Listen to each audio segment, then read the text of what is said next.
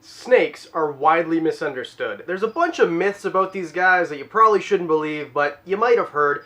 So today we're going to go over the top 5 myths about snakes, and we're going to set it right. I'm Adam, you're watching Wicked's Wicked Reptiles. Stick around.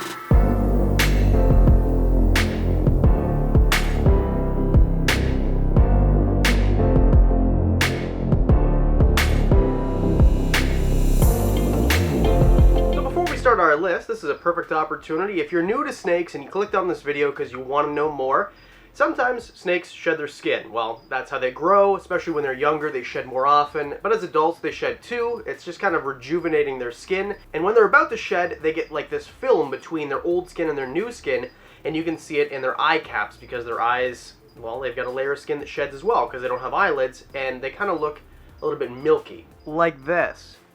And this is just what an eye cap looks like before it's about to shed. So let's move on to the top 5. Number 5, snakes are slimy. No slime. And I guess why people might get this, if you ever pick up a frog, people think that amphibians and reptiles are kind of interchangeable, which they are definitely not. I mean, they're both cold-blooded for the most part, but they're not. Amphibians do create a mucus membrane. They excrete mucus all over their skin. Snakes, and most reptiles, or all that I know of, do not. So they feel very smooth. They feel smooth to the touch. Sometimes it might feel even rough, because some snakes do have a keeled scale, right? So you're going to see that the belly scales are, well, they're pretty smooth, and they do look a little bit shiny, but they're not slimy at all.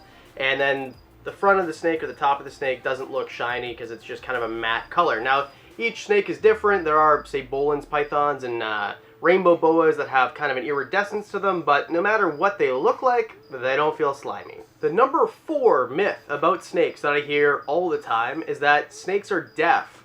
Not true.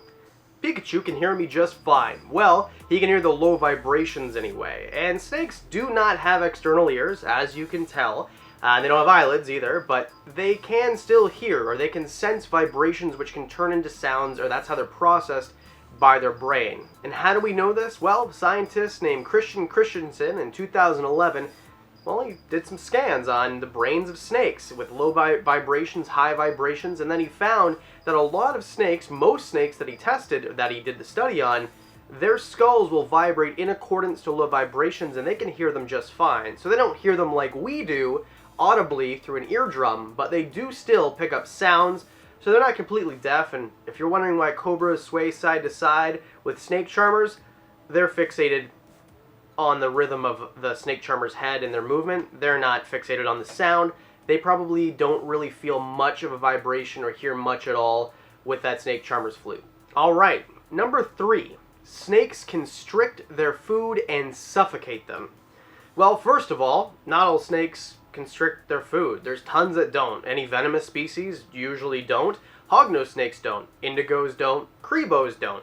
There's a bunch of snakes that don't constrict their food, period, but no snake suffocates their food. In fact, what they do is they stop the heart. They stop circulation of blood, and that's how they kill their prey. Recently, the Journal of Experimental Biology did this study, and they found out how it actually happens, and most often, almost all the time, the blood flow stops before the breathing does. That is the goal. And they tested mostly boa constrictors, I'm pretty sure. That's how they did the study. And boa constrictors are really strong, and they can eat really big meals when they get to full size. And maybe not like a giant deer or anything, but they can definitely eat some big mammals.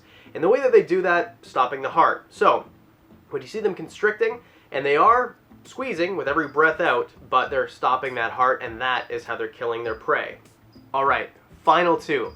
Poisonous snakes, well, let's stop right there. First of all, when someone says, did you get bit by a poisonous snake? I never want to get bit by a poisonous snake. Is that a poisonous snake?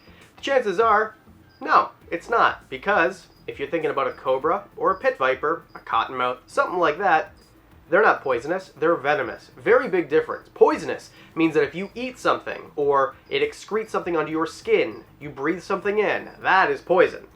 If something is injected into you, that is venom. And that is the big difference. Now, there is one snake that I know about that is a poisonous snake.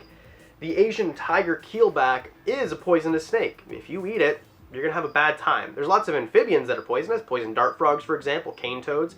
There's lots of toads out there and frogs and other animals that you wouldn't want to get their excretions on you, in your eyes, down your throat, whatever.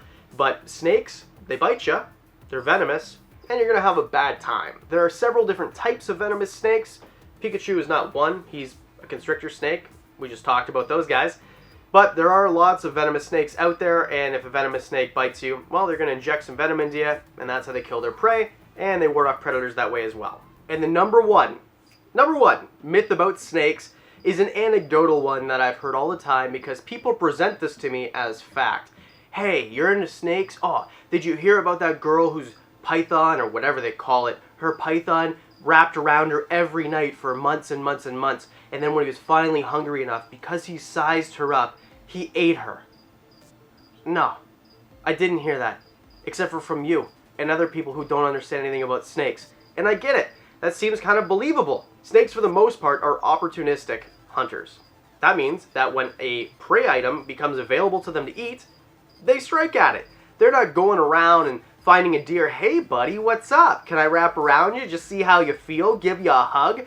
No one does that in the snake world. If they want to eat you, if they think that they can eat you, that's it. It's over for you. They're going to grab you, and either you're going to die or the snake is going to get hurt and you're going to get away. But never in the history of Everdom has any snake slept with its owner and sized it up. First of all, who's sleeping with their Burmese python? Please.